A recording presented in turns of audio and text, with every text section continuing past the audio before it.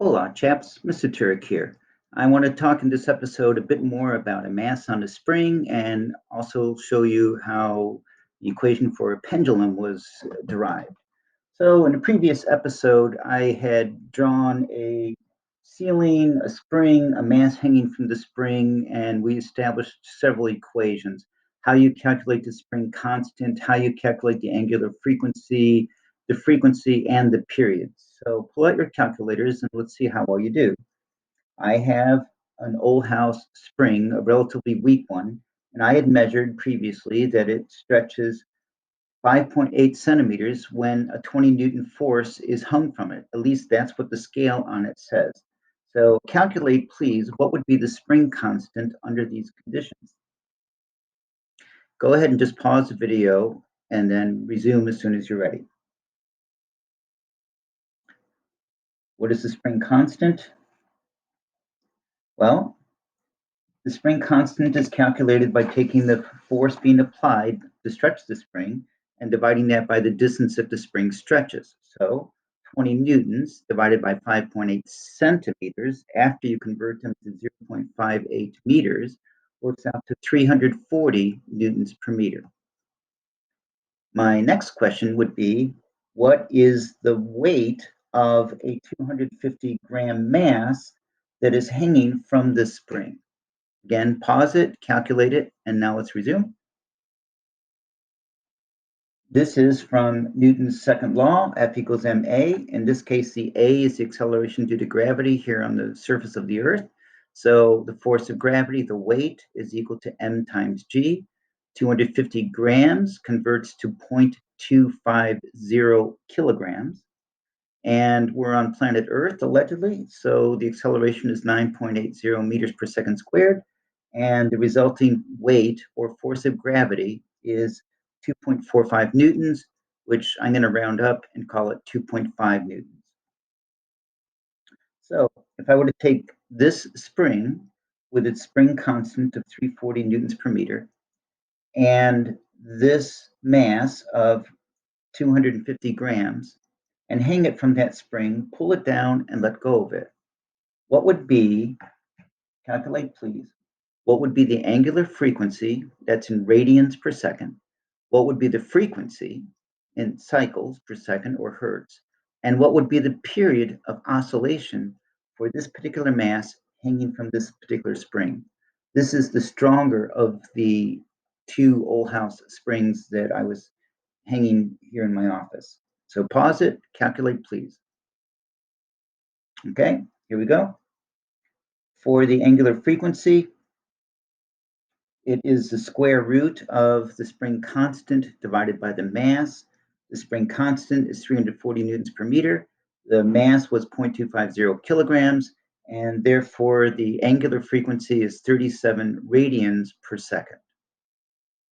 To calculate the frequency, I use the relationship that the angular frequency is 2 pi times the frequency. So if it had a frequency of completing one cycle per second, then 2 pi times that means it's going through 2 pi radians per second. And if I start with the angular frequency, then to turn that into cycles per second, I have to divide the angular frequency by 2 pi. So in this situation, 37 radians per second divided by 2 pi, I end up with 5.9 hertz. 5.9 hertz. And finally, I asked you to calculate the period. The period is the reciprocal of the frequency. So the period would be 1 over 5.9 cycles per second. Cycles is a dimensionless unit, and 1 over seconds is seconds. So the answer is 0.17 seconds. And what I'm going to do after I talk here is have the camera look at the spring scale when I put that much weight on it and let go of it. And what you'll see is it goes bobbing up and down fairly quickly with just this period.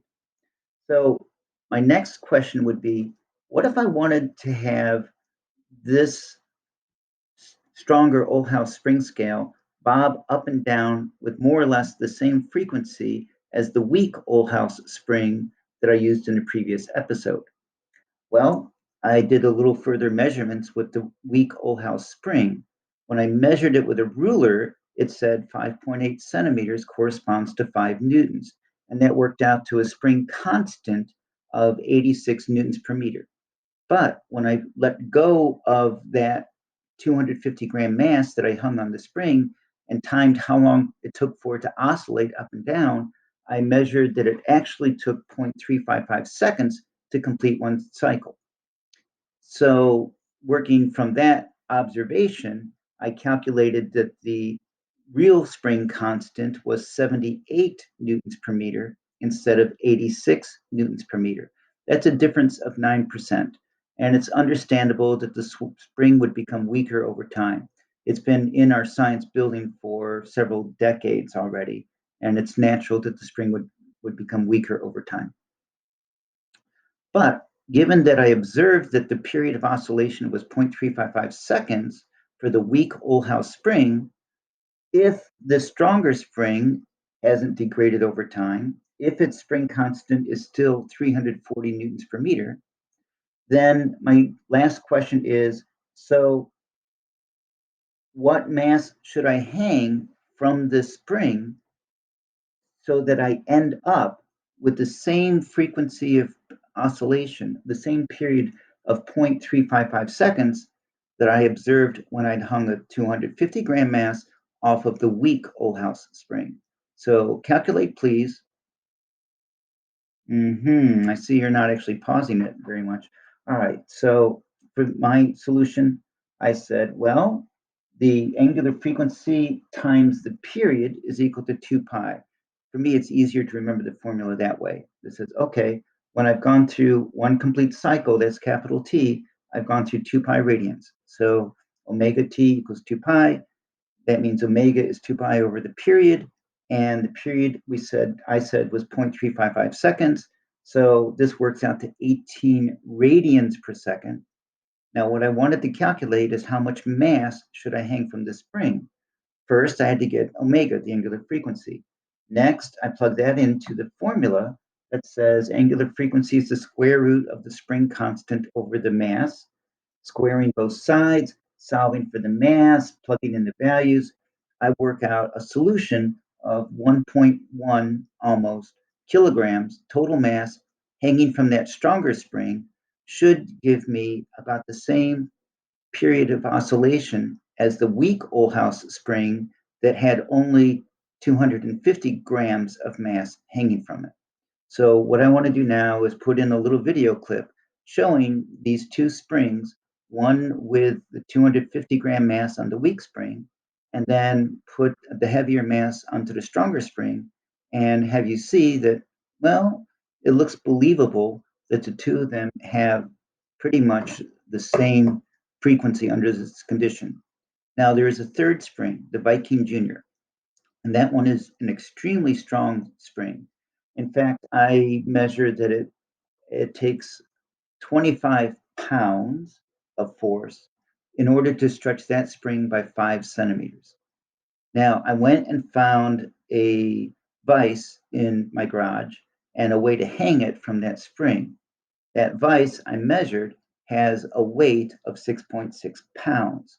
If you convert to metric units for all of that, you could calculate what would be the period of oscillation for that Viking Junior spring if I were to take that 6.6 pound vise, pull it down, and let go of it and let it vibrate up and down. What you'll see is that it's very difficult to actually see it vibrate because the string is so strong that it damps out almost immediately.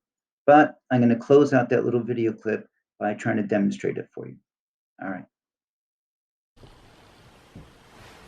All right, so what I have here is the weak Ohlhouse spring hanging on the left, the strong Ohlhouse spring in the middle, and the extremely strong Viking Junior spring on the right.